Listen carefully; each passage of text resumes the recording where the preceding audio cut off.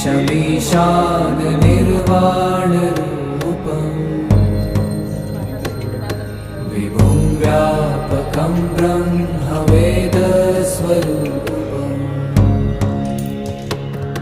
निजं निर्गुणं निर्विकल्पं निरीहम् चिदाकाशमाकाशवासं भजेऽहम्